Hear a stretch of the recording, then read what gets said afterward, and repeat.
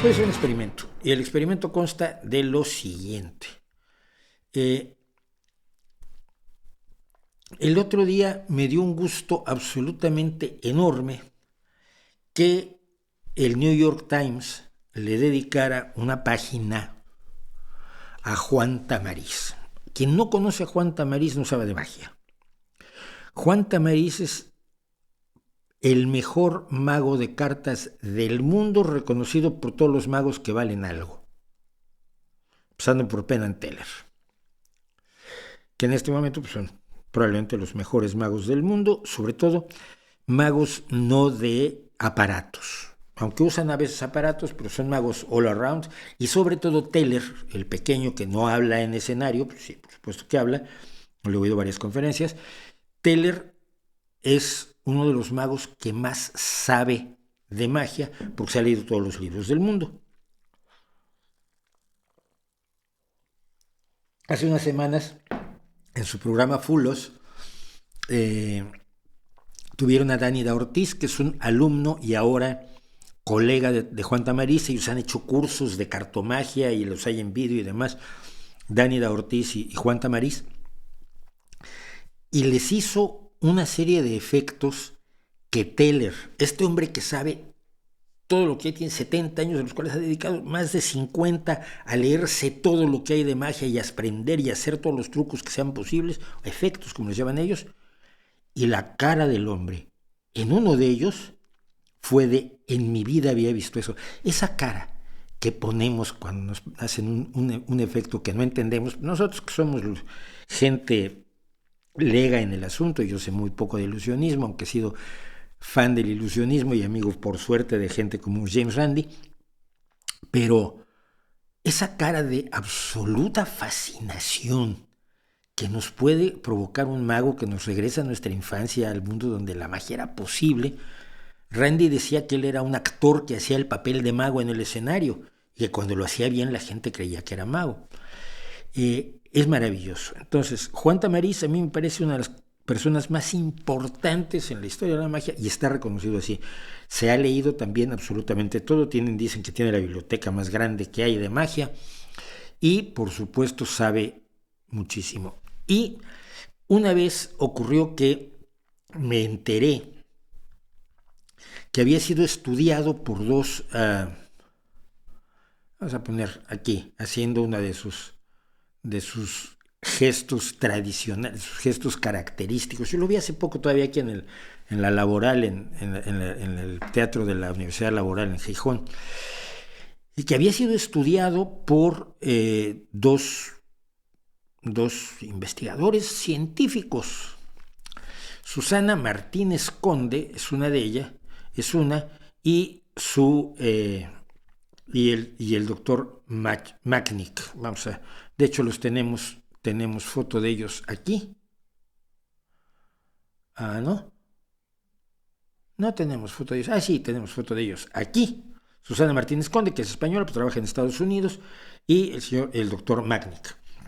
Y ellos dos estudiaron a Juan Tamariz y a mí me llamaba mucho la atención. ¿Por qué? Leí un libro de Martínez Conde y Macknick, se llama Los engaños de la mente, y revelan muchos trucos de magia porque ellos lo que están haciendo es estudiar la atención y el funcionamiento de la mente humana, y descubrieron que los magos sabían más que muchos psicólogos de cómo funciona la mente humana. El otro tipo del que tenía yo aquí una foto, que es Apollo Robbins, por ejemplo, es un experto en robarte cosas.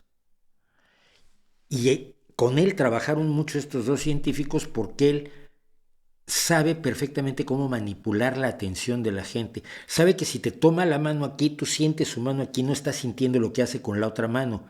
Juega con tu atención y así es como crea sus efectos de magia. Y te quita los anillos, te quita el reloj, te quita el cinturón, te saca la cartera, te quita las gafas de la cara y no te das cuenta.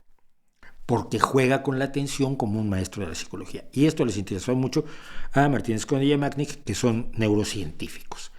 Entonces, pues yo leí ese libro y me enteré de que, por ejemplo, esta parte escénica de Juan Tamariz que grita de pronto y tachán, tachán, y es tremendamente expansivo y abre la boca y grita. no es un estilo, es parte del truco, es parte del efecto, es esencial para que funcionen esas ilusiones de Juan Tamariz que a uno lo dejan helado. Y cuando sabes algo de magia pero no es suficiente, te mata, porque tú dices, esto se hace así. Luego te das cuenta que no lo está haciendo así, que está usando otro método para lograr el mismo efecto. Y ahora trata de sacar cuál es el método y no lo vas a conseguir, lógicamente, a menos que estudies magia. Pero los movimientos, la ropa, la voz, los gritos, las risas, todo esto de Juan Tamariz es fundamental. Entonces hace unos años escribí un artículo en mi columna del correo, esa que dio origen a cosas que sabemos, pero que ya no hay cosas que sabemos. Entonces, pues vamos a hacer un cosas que sabemos súbito aquí, con lo que conté de estos dos investigadores. Y la historia más o menos es esta.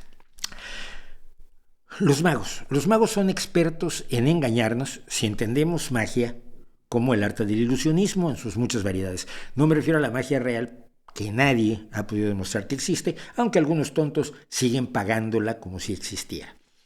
Los magos nos engañan y entusiasman desde hace al menos 6.000 años, o al menos eso parece a partir de los relatos del papiro Westcar, que data de tiempos del faraón Keops o Khufu, el que hizo la gran pirámide de Giza, y que ese nos habla de algo que parecen ilusiones y no magia en la que creyeran que era realmente magia, sino a verdaderos ilusionistas. Hay magos que admiten abiertamente que hacen trucos y ante los cuales reaccionamos como si nos desafiaran a descubrir cómo lo hacen. Un buen mago nos asombra haciendo lo que ellos llaman efectos y que nosotros sabemos que no pueden ser realidad, que son un truco, pero somos incapaces de desentrañar dónde está el truco. Otros utilizan los trucos o efectos de la magia de escenario para hacer creer a los demás que tienen poderes sobrenaturales o para engatusarles con fraudes como los triles, que se remontan también al antiguo Egipto. Mucho de lo que hacen, por ejemplo, los cirujanos psíquicos como Pachita o como los filipinos son trucos de magia, son trucos de prestidigitación. Los triles son trucos de prestidigitación. El Tricard Monty, por ejemplo, donde tienes dos cartas rojas y una negra y tienes que apostar y te sacan todo el dinero. O el juego el guisante y las tres tapitas, que todavía me trataron una vez de estafar en la Gran Vía. Yo me quedé viendo y cuando ya me tocaba que poner dinero dije, no, es que yo solo quería ver cómo lo hacen ustedes porque en mi pueblo lo hacen distinto. Y me fui y yo dije, me van a romper la cara. Afortunadamente no, pero cuando miré atrás habían desaparecido los tres que ayudaban al que estaba haciendo el trile, la mesita, las tapitas y el guisante. Un garbanzo estaban usando. Todo eso se había esfumado, pero como si los hubiera tragado la tierra. Yo trataba de ser amistoso con ellos, diciéndoles, no, mira, yo sé lo que están haciendo, vengo aquí a mirar cómo lo hacen los profesionales, pero parece que no logré halagarlos mucho. Bueno, en todo caso, lo que hacen los magos es jugar con nuestro cerebro, manipular nuestra atención, nuestros sentidos, nuestra forma de pensar o nuestra forma habitual de pensar, y aprovechando esa forma habitual de pensar, hacen que aparezcan o desaparezcan objetos donde a nuestros ojos es imposible que aparezcan o desaparezcan. Como dice Teller, el miembro silencioso de la pareja de magos Penn and Teller, cada vez que se hace un truco de magia, está uno dedicándose a la psicología experimental. Si el público se pregunta cómo rayos lo hizo, el experimento fue exitoso porque he explotado las deficiencias de su mente. No revelo ningún truco porque hay un pacto de discreción sobre cómo se hacen los efectos que es fundamental de la comunidad del ilusionismo, al recordar el asombro que nos provocaba de niños que alguien sencillamente ocultara una moneda en la mano y fingiera sacarla de nuestra oreja. Yo lo he hecho, se lo hice a una de mis nietas, estaba, este es brujo. Uno sabe que las monedas no salen de las orejas, pero no atina a explicarse cómo fue que pareció que salió. El estudio de las ilusiones mágicas tuvo que esperar la llegada de esta pareja de neurocientíficos del Instituto Neurológico Barrow de Phoenix, Arizona, o por lo menos donde estaban cuando escribí este artículo, que ya tiene algunos añitos, que son Stephen Macknick, director del Laboratorio de Neurofisiología del Comportamiento, y Susana Martínez Conde, una científica coruñesa que a su vez dirige el Laboratorio de Neurociencia Visual dedicado a las ilusiones visuales. Su trabajo de varios años con los mejores magos del mundo ha dado como resultado una serie de artículos tanto de ciencia como de divulgación en las más prestigiosas revistas. Estos han publicado en Nature Neuroscience y en Scientific American. Sus estudios, por cierto, han ido revelando cómo los magos emplean el modo empírico desarrollado al paso de los siglos, cómo utilizan aspectos de nuestro sistema cognitivo de los que la ciencia ni siquiera estaba al tanto hasta hace un par de siglos para lograr sus efectos. La capacidad limitada de nuestra vista para distinguir contrastes, por ejemplo, la retención o persistencia de la visión. Ya saben, cuando vemos un flash de la cámara y luego percibimos una postimagen, esa es la persistencia de la visión.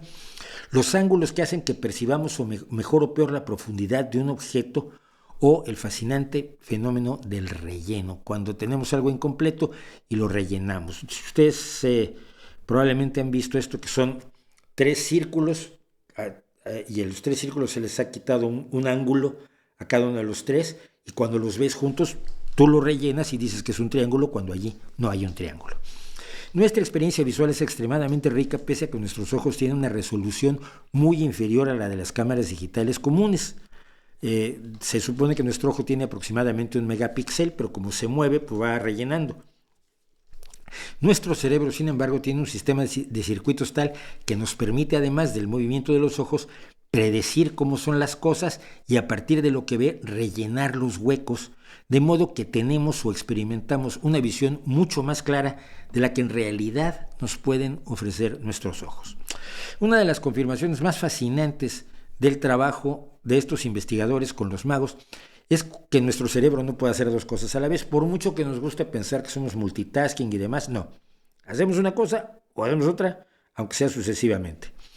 En palabras de Luigi Ansibino, que es ilusionista y neurocientífico, aunque él también recuerda que es cocinero, cuando vemos un truco de magia estamos tratando de seguir el efecto y al mismo tiempo desentrañar el método mediante el cual se consigue, el cómo lo hace, que es básico para la buena magia. Y Ansibino dice: por cuanto se refiere a nuestro cerebro, no existe el multitasking. McNick y Martínez Conde, ellos dos, lo han confirmado con el fenómeno conocido como ceguera por desatención. Cuando nos concentramos en una cosa, pueden pasar otras muchas bastante singulares sin que nos demos cuenta. Si estamos contando, y este experimento seguramente ustedes lo conocen, cuántas veces se pasan el balón unos jugadores de baloncesto en un video, literalmente puede pasar entre ellos un hombre disfrazado de gorila y no nos vamos a dar cuenta. El experimento es famosísimo. Es un experimento clásico que hicieron en Harvard Daniel J. Simmons y Christopher Chavis. Cuando los magos hacen algo que quieren que veamos, atrapan nuestra atención y nos vuelven literalmente ciegos a las otras cosas que están haciendo y que no quieren que veamos. Es lo que en argot mágico se llama misdirection. Llevar la atención a una dirección opuesta a lo que está haciendo el mago para que no veas el truco. Y finalmente, no. La mano no es más rápida que la vista. Aunque la palabra prestidigitación significa velocidad al mover los dedos, lo que realmente hacen los magos es jugar con nuestros sentidos, con nuestra atención, con los mecanismos que la evolución nos ha dado para poder manejar la realidad a su conveniencia. Porque el cerebro con el que nos explicamos el universo evolucionó para encontrar alimentos, cazar y evitar ser cazados y poco más. Todo lo que hemos logrado en el mundo lo hemos logrado sobre esas muy modestas, muy humildes bases. El estudio neurocientífico de las ilusiones mágicas nos confirma que la representación del mundo que nos ofrecen nuestros sentidos y los mecanismos de nuestro cerebro para interpretarlos no es exacta. El mundo no es, pues, lo que parece, y magos y timadores se aprovechan de ello y por eso tenemos que estar alerta. Porque queda el consuelo de saber que somos la única especie hasta donde sabemos que sabe con toda certeza que su percepción no es del todo fiable. Sabemos que lo que vemos no forzosamente es cierto y además somos capaces de estudiar cómo y por qué, y a veces pues con ayuda de la magia y de magos como el genial maestro Juan Tamariz, que ha educado, por cierto, ha sido el maestro de un montón de grandes magos españoles, principalmente de cartas, y que están considerados como de los mejores del mundo. Penn and Teller dicen que cuando llega alguien que tiene un mazo de cartas y viene de España y pasó por los estudios de Juan Tamariz, seguramente los va a engañar, y la mayoría de las veces así los engañan. Entonces ese es mi homenaje al maestro Juan Tamariz, grande. Probablemente en España lo apreciamos menos que en el resto del mundo.